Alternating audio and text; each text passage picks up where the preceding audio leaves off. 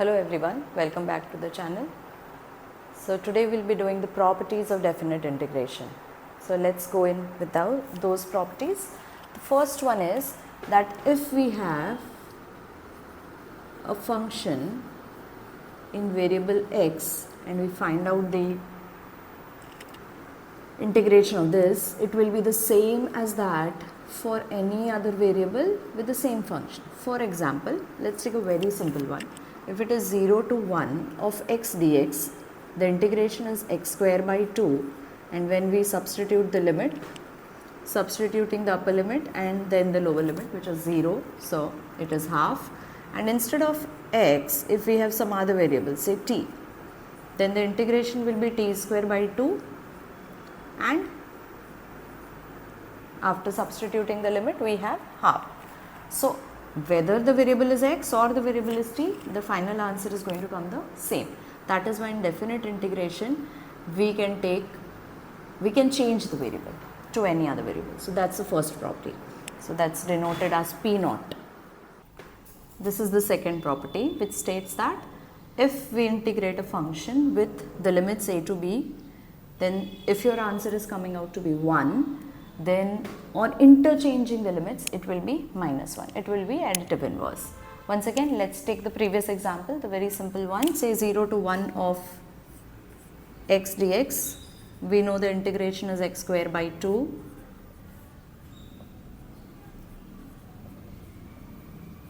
And the answer is half. Instead of this, if we change the limit, upper and lower limit, now the lower limit is 1, the upper limit is 0.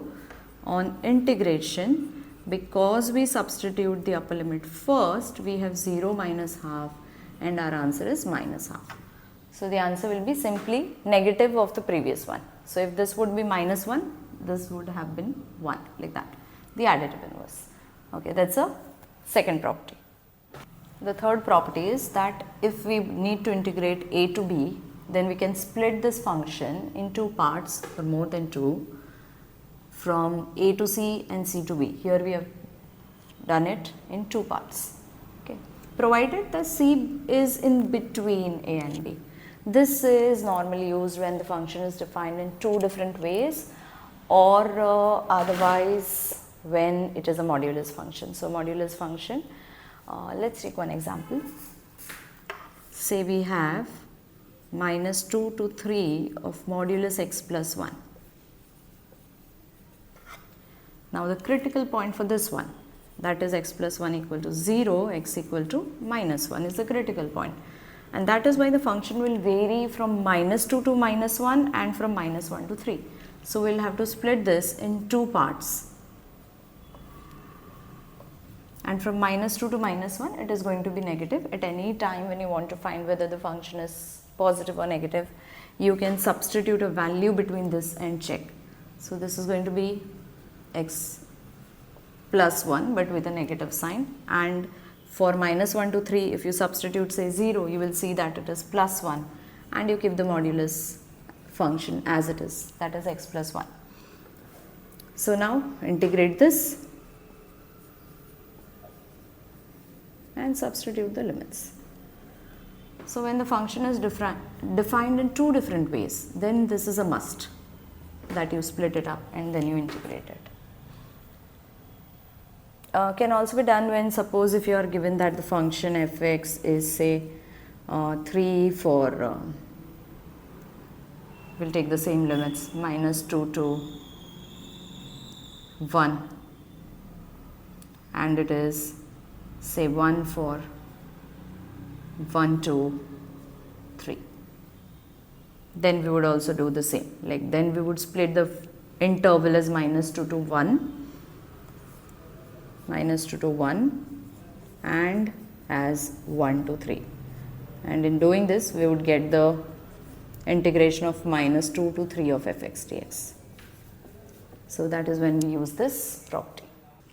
Now the other property is that a to b of fx dx is same as a to b of f of a plus b minus x. Now we don't mean that these two functions are same. We mean that after integration, whatever answer we get will be the same. So let's say we have pi by 6 to pi by 3 of root sine x and root sine x plus cos x. Now this property is used normally when we see that one of this function is in the denominator, and if you notice a plus b will become pi by 2. So sine will get converted to cos. That means on applying this property, you will get the other term of the denominator. You already have one term. On applying the property, you have the other term. So let's call this integration as I and apply the property, that is wherever x, we have to write a plus b minus x. A is pi by 6, b is pi by 3, and so we have pi by 2 minus x. Wherever x, we will write pi by 2 minus x.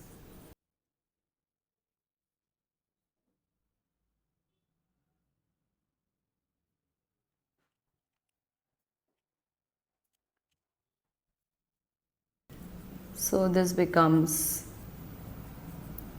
root of cos x upon root of cos x plus root of sin x can be written as sine plus cos. I mean in root of cos. Okay, so this was our original question, and after applying the property we have this. On adding both of this, let's see, when we add both of this,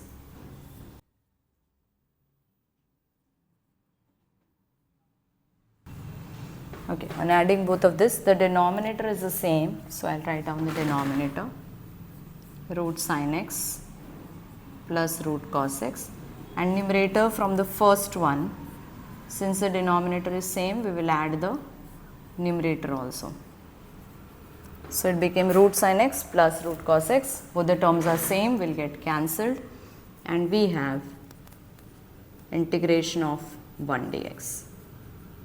Integrate and put the limits.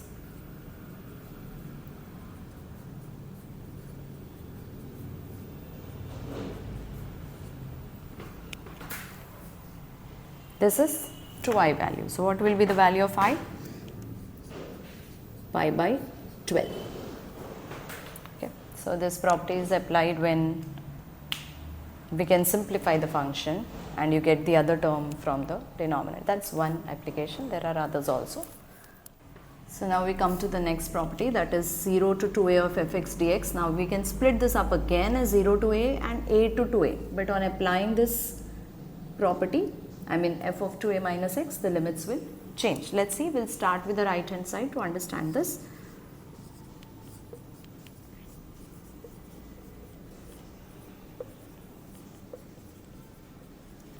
We want to prove that this is equal to 0 to 2a of fx dx.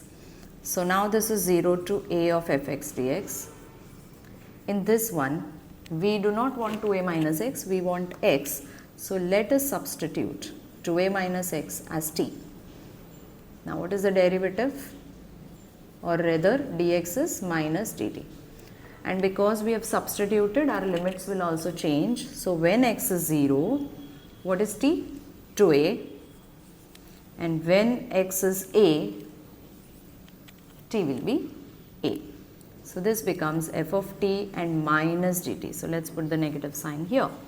Now from the property P1, we know that if you need to remove this negative sign, you have to interchange the limits.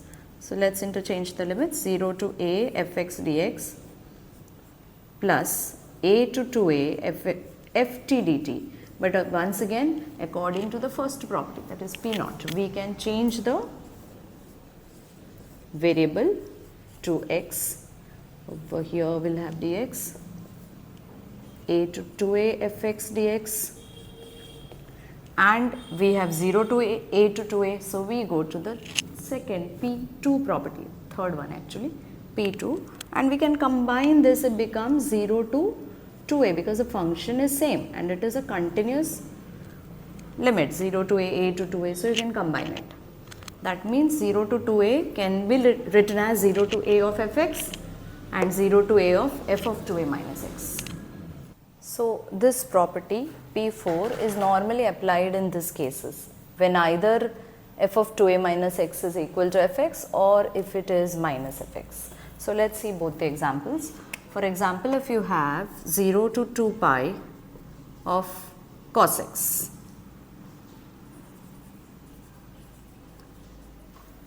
then we know that cos of 2 pi minus x, that is the upper limit minus x is cos x. So, this function will become 2 times 0 to pi of cos x. Now, again on applying the same property, now the upper limit is pi. What is cos pi minus x? Minus cos x. Now, it is f of 2a minus x is equal to minus fx. So, it becomes 0. That means the integration of this function is 0. In this one, we applied both the parts. 2a minus x is fx and 2a minus x is minus fx.